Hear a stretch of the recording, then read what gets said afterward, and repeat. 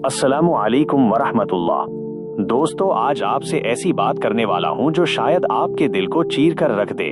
और अगर आपके माँ बाप जिंदा हैं तो यकीन जाने ये वीडियो खत्म होने से पहले आपकी आंखें भर आएंगी।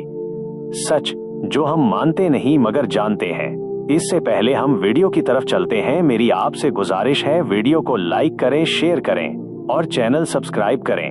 मेरा नाम है सज्जाद अहमद। माँ गिरे आए वीडियो का बाकायदा आगाज करते हैं।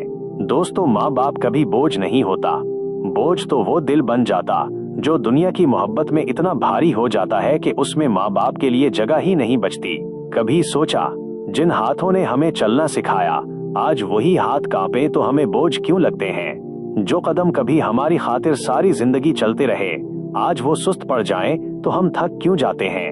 जरा तसव्वुर करें, एक बूढ़ा बाप दरवाजे के पास बैठा है, आज भी अपनी औलाद का इंतजार कर रहा है कि शायद आज बेटा आके पूछे, अब्बा आपने दोपहर को कुछ खाया था। लेकिन बेटा आज भी मसरूफ है, काम में, दुनिया में, दोस्तों में या शायद मोबाइल में। और वो बाप जो सारी उम्र अपनी भूख मार के अपने बच्चों को खिलाता रहा आज पानी का गिलास भी पूछकर नहीं पीता, क्योंकि कहीं बेटा ना कह दे, अब्बा आप हर वक्त काम ही निकालते रहते हैं। दोस्तों, ये जुमले माँ बाप को नहीं मारते, ये औलाद के नसीब मार देते हैं। कभी बूढ़ी माँ को देखा है जो बच्चों के सामने मुस्कुराती है मगर कमरे में जाकर चुपके से आंख पोंछती है, क्योंकि उसे खौफ होता है कि कहीं उसके आंसू भी बोझ न बन जाएं।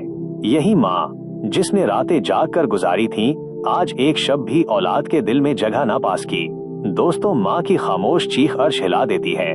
दुनिया का सबसे दर्दनाक लम्हा वो लम्हा जब बेटा कहता है, उम्मी अब आपका ख्याल रखना मुश्किल है, आप किसी और के पास रह लें। दोस्तों, एक माँ के लिए उससे बड़ा तमाशा, उससे बड़ा जख्म इस दुनिया में कोई नहीं। जिस घर में उसने अपनी जवानी कुर्बान की, जिस घर के लिए उसने अपनी खुशियां लिटा दी, आज वही घर उसके लिए तंग पड़ गया। क्या माँ बाप वाकई बोझ होते हैं या हम खुद बोझ बन चुके हैं, अपनी दौलत के, अपनी ख्वाहिशात के, अपनी दुनिया के। दोस्तों, माँ बाप के साथ जुल्म कभी रायगा नहीं जाता। उनका टूटा दिल, उनकी दबी हुई आह, उनकी नादीदा आंसू बड़े बड़े घरों को वीरान कर देते हैं। और जिन घरों में उनकी इज्जत हो वहाँ अल्लाह की रहमतें बारिश की तरह उतरती हैं।